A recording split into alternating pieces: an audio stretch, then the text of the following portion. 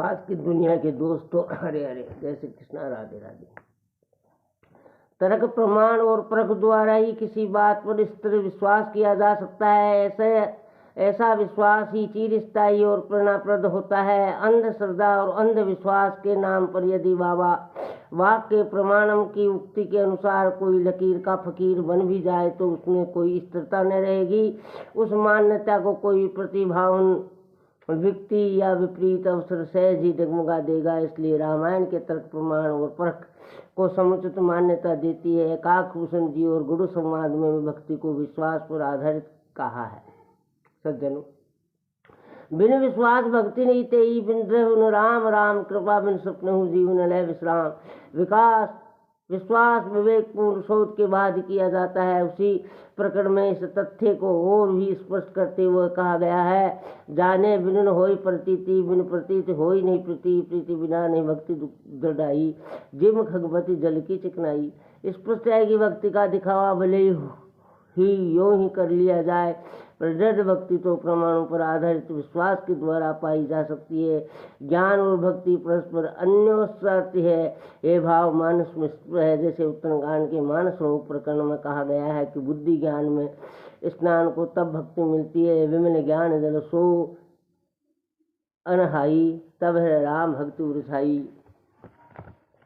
जैसे उक्त प्रसंग में ज्ञान शक्ति होने पर हृदय में भक्ति प्राप्त दर्शाई गई है, वैसे ही ज्ञान को भी रूखा नहीं भक्ति युक्त होना आवश्यक बताया गया है। चित्रकूट के प्रसंग में वशिष्ठ जी राजा जनक से कहते हैं, सोहन राम प्रेम बिन ज्ञानू, कर्णधार बिन जिम जलियानू।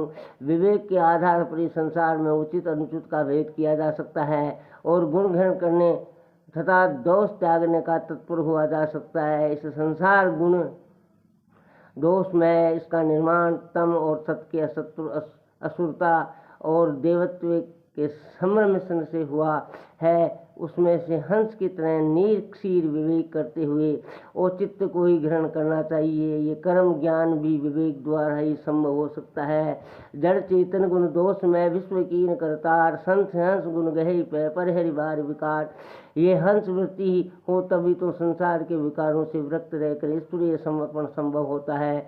वैराग्य और ज्ञान सहित भक्ति का उपदेश भगवान राम भाई लक्ष्मण को लक्ष्मण गीता के प्रसंग में देते हुए कहते हैं, सज्जनों पुण्यात्माओं, धर्म ते वृत्ति रोग ते ज्ञाना, ज्ञान मोक्ष प्रदवेद बखाना, जेहि ते वेग द्रहु में भाई, सोमम भक्ति भगत सुखदाई। ईश्वर भक्ति के लिए किए गए पूजा पाठ, मनन चिंतन, स्वाध्याय, सत्संग, जप, ध्यान, आचार, कर्म कांड आदि एक प्रकार से मानसिक व्यायाम है, जिन्हें अपना कर मनुष्य वरस्वी आत्मबल संपन्न ब्रह्मवत संत बनाता है। अखाड़े में किया गया व्यायाम शरीर को पुष्ट बनाता है और पूजा कक्ष में किया गया उपासनात्मक साधन सत्प्रवृत्ति के अभिवर्धन में असाधारण सहायता करता है। उसका मनोवैज्ञानिक महत्व है।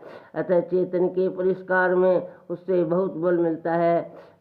सुप्त गुप्त शक्तियों को जागृत होने का अवसर मिलता है। ईश्वर को सर्वव्यापी समझकर मनुष्य हर किसी के साथ सद्व्यवहार करने के लिए अग्रसर होता है।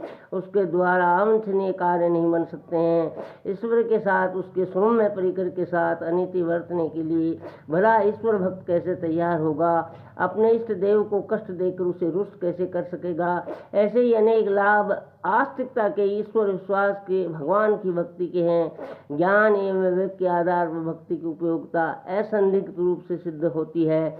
भक्ति यदि अंधविश्वास पर ही हो तो कल्पनाओं को की उड़ान के आधार पर यदि वह महल खड़ा किया गया हो तो उसे फूस की झोपड़ी को ज्ञान विवेक एवं तर्क से डरने की आवश्यकता हो सकती है। पर जब उसका आधार हर दृष्टि से ठोस है तो ज्ञान की कसौटी पर भक्ति के परखे जाने में किसी को क्या आपत्ति हो सकती है? इसी से तुलसीदास जी ने ज्ञान चेतना का तर्क और विवेक का भरपूर समर्थन किया है। यथा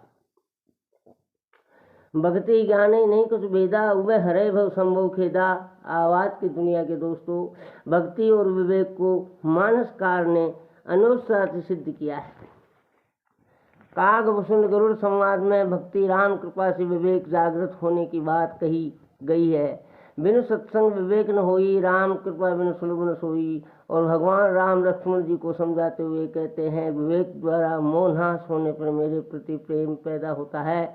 होई विवेक मोह ब्रह्मभागा, तब मम चरण कुज अनुरागा। इस प्रकार भक्ति द्वारा विवेक और विवेक द्वारा ईश्वर भक्ति अनुराग जागृत होने का स्पष्ट अभिमत प्रकट किया गया है। अयोध्या कांड में श्री वाल्मीकि जी श्री रामचंद्र जी से कहते हैं। सब्सक्राइब फ्री है मित्रों।